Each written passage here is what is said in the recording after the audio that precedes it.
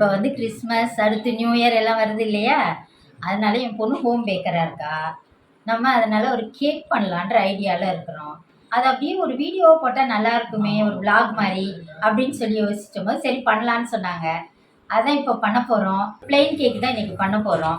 அது எப்படி பண்ணுறோன்றதை நீங்கள் பாருங்கள். பார்த்து நீங்களும் உங்கள் வீட்டில் ட்ரை பண்ணுங்கள்.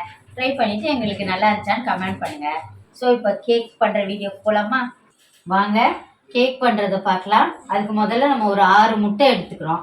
6 முட்டையை மஞ்சள் தனியாக வெள்ளைக்கரு தனியாக தனித்தனியாக இப்படி எடுத்துக்கணும்ப்பா. இப்போ வந்து இந்த கப்பால் 1 கப் அளவுக்கு ஆல் பர்பஸ் ஃப்ளோர், அதாவது மைதா மாவு எடுத்துருக்கோம். அது வந்து 250 கிராம் இருக்குமா. இப்போ வந்து பேக்கிங் பவுடர் 2 ஸ்பூன் போடணுமா. எப்போவுமே பேக்கிங் பவுடரை இப்படி தலை தட்டி தான் எடுக்கணும், சரிங்களா? 1 2 ஸ்பூன் போட்டாச்சுமா.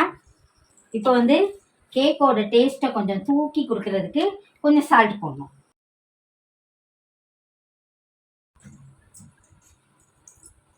இப்போ நம்ம போட்ட மைதா மாவு, பேக்கிங் பவுடர், சால்ட்டு எல்லாத்தையும் ஒரு விஸ்கை வச்சு இப்படி நல்லா கலக்கிக்கோங்கம்மா. நம்ம அப்புறம் பேட்டர் பண்ணும்போது சளிச்சிட்டு பண்ணிக்கலாம். ஓகேம்மா, இப்போ நல்லா கலந்தாச்சு, சரிங்களா? ஒரு 1/2 கப் பேசுங்க. ஒரு 1/2 கப் சுகரை எடுத்து ஒரு 1/2 கப், இந்த கப்ல 1/2 கப் அப்படின்னு சொன்னா எல்லாருக்கும் தெரிஞ்சிடும்.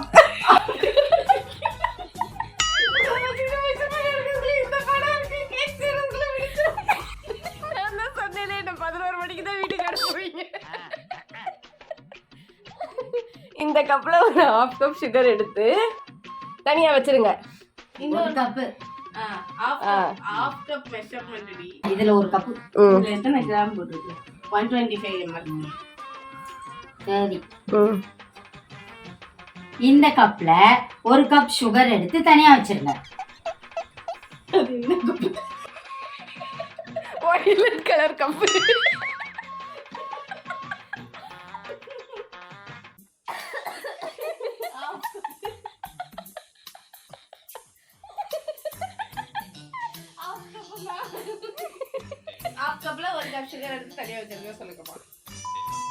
இந்த 1/2 கப்ல 1 கப் சுகர் எடுத்து தனியா வச்சிருங்க. இன்னொரு கப் சுகர் எடுத்து எல்லோல போட்டுக்கோங்க. இங்க பாருங்கம்மா, நம்ம இப்போ மாவு தனியா வச்சிருக்கோம். அதுல பேக்கிங் பவுடர், சால்ட் எல்லாம் போட்டு மிக்ஸ் பண்ணி வச்சிருக்கோம். ஒயிட் சுகர் தனியாக 1/2 கப் எடுத்து வச்சிருக்கோம். இன்னொரு 1/2 கப் ஒயிட் சுகரை எல்லோல போட்டு வச்சிருக்கோம். எக் ஒயிட்டை தனியாக வச்சிருக்கோம், சரிங்களா?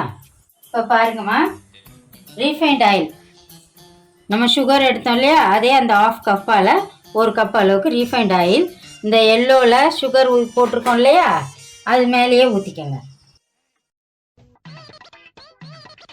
இப்போ பைனாப்பிள் எசன்ஸ் ஒரு 2 ஸ்பூன் ஊற்றிக்க போகிறோமா. மதுரமா சொல்லுங்க. 2 டீஸ்பூன். இப்போ இந்த கேக்குக்கு நல்ல ஒரு ஃப்ளேவர் கொடுக்கறதுக்காக பைனாப்பிள் எசன்ஸ் ஒரு 2 டேபிள் ஸ்பூன் ஊற்றிக்க போகிறோமா. டீஸ்பூன் டேபிள் ஸ்பூன் இது ஆத்தா. எவ்வளவு நல்லா பேசுறேன். தப்பா பேசிட்டே நல்லா பேசுறேன். தப்பா நல்லா பேசுனீங்க. பேசுங்க திரும்ப. 11 மணி கன்ஃபார்ம். அதுக்குதான் முன்னாடி கூப்பிடவே இல்லை. ஆமா, ஆடியா செஞ்சா 5:30 மணிக்கு குளிச்சு கிளம்புனது யாரு? காலையிலே வாங்க. அப்படியே சுத்தி விலாவி. இப்ப நம்ம இந்த கேக்குக்கு ஒரு நல்ல ஃப்ளேவர் கொடுக்கறதுக்காக பைனாப்பிள் எசன்ஸ் 2 டீஸ்பூன் மறந்துருச்சு. டீஸ்பூன் தானே. Once more. இப்ப நம்ம இந்த கேக்குக்கு ஒரு நல்ல ஃப்ளேவர் கொடுக்கறதுக்காக பைனாப்பிள் எசன்ஸ் 2 டீஸ்பூன் ஊத்த போறோம். பாருங்க, 1 2. இப்ப நம்ம இதெல்லாம் நல்லா blend பண்ணிட்டு வரணும். வாங்க எப்படி blend பண்றதுன்னு பார்க்கலாம். வீடியோ எப்படி முடிக்கிறாங்க? நல்ல பிள்ளை மூஞ்சி அது. வாருங்கள் வாருங்கள் வாருங்கள் மணமகளே மணமகளே. அப்படி உட்காருங்கம்மா. அங்க உட்கார்ந்தா பாக்ஸ் கூட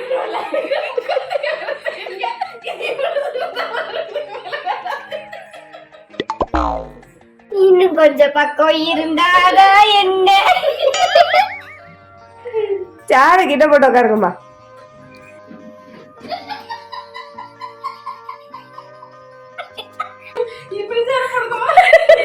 சத்தியமா என்னால முடியல.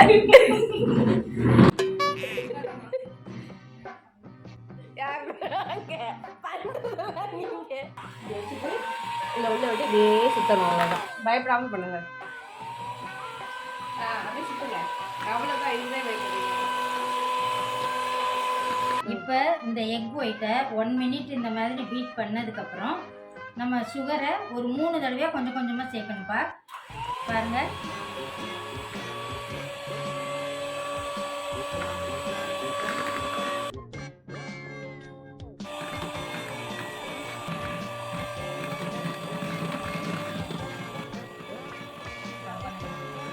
Few minutes later. இப்போ வந்து இந்த அளவுக்கு பேட்டர் ரெடி பண்ணிடணுமா. நம்ம வந்து பேட்டர் ரெடி பண்ணுறதுக்கு முன்னாடி இந்த மாதிரி கேக் ட்ரேவை பட்டர் ஷீட் போட்டு ரெடி பண்ணி வச்சுக்கணுமா. இப்போ நம்ம எல்லோவில் எல்லாம் போட்டு வச்சுருக்கோம்ல, அதை எடுத்து இப்போ பீட் பண்ணிக்கலாம். இப்போ நம்ம இந்த எல்லோ பிளெண்ட் பண்ணிட்டு வந்திருக்கோம்லப்பா, அதுலேயே நம்ம மிக்ஸ் பண்ணி வச்ச அந்த மாவை போட்டு ஃபில்டர் பண்ணிக்கலாம். இந்த மாதிரி மிக்ஸ் பண்ணிக்கோங்கப்பா. பார்த்துக்கோங்கம்மா, இந்த மாதிரி கலக்கிடணும். பக்குவம் வந்து இப்படி இருக்கணும். இப்போ நம்ம அந்த ரெண்டையும் மிக்ஸ் பண்ணணும். அதாவது எக் ஒயிட்டு, எக் எல்லோவில் மாவு போட்டு ரெடி பண்ணி வச்சுக்கோல பேட்டர், எல்லாத்தையும் மிக்ஸ் பண்ணணும். அதுக்கு முன்னாடி ஓவனை ப்ரீ ஹீட் பண்ணிக்கலாம் ஒரு 10 மினிட்ஸ்.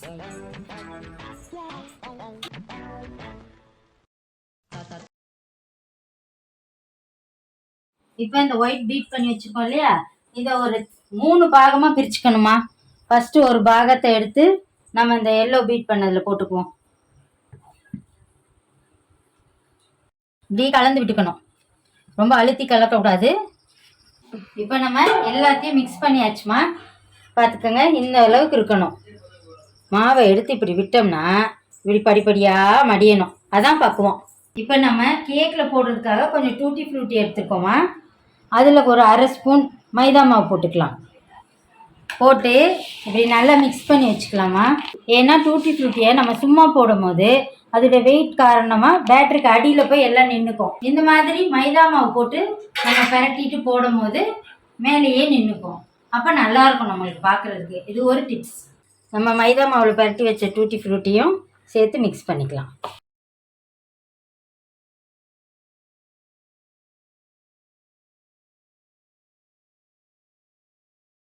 இப்போ நம்ம கேக் டின்னர் எடுத்தாச்சுமா.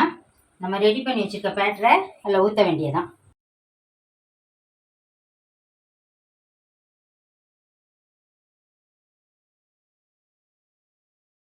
இப்போ நம்ம பேட்டர் ஊற்றியாச்சுமா. இப்போ அந்த ஏர் பபிள்ஸ்லாம் இல்லாமல் இருக்கிறதுக்காக ஒரு 2 தடவை நல்லா டேப் பண்ணிக்கணும். அப்படி இப்போ நம்ம மிக்ஸ் பண்ண பேட்டரை ஓவனில் வைக்கலாம் வாங்க.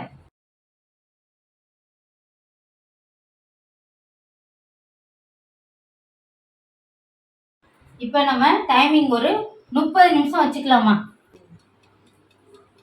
இப்போ பேட்டர் காமிச்சுக்கோ, உள்ள வச்சிருக்க. A few moments later. Cake இப்போ ரெடி ஆயிடுச்சு, எடுக்கலாம்.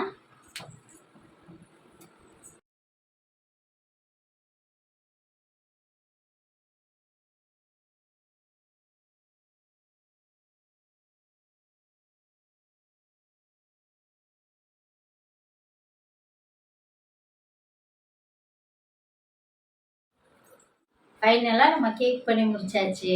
பாருங்கள், கேக் எவ்வளோ சாஃப்டாக எப்படி மெத்துன்னு இருக்கு பாருங்கள். பார்த்தீங்களா, எவ்வளோ சாஃப்டாக எப்படி மெத்துன்னு இருக்கு பார்த்தீங்களா, பாஞ்சா. அவ்வளோதான், நம்ம கிறிஸ்மஸ்க்கு கேக் பண்ணியாச்சு. இது பார்த்துட்டு நீங்களும் பண்ணி ட்ரை பண்ணுங்கள். எப்படி வந்துச்சுன்னு கமெண்டில் சொல்லுங்கள். உங்கள் எல்லாருக்கும் அட்வான்ஸ் கிறிஸ்மஸ் மற்றும் புத்தாண்டு வாழ்த்துக்கள். இதே மாதிரி வேறு ஒரு விளாகில் சந்திக்கிறேன். பாய்.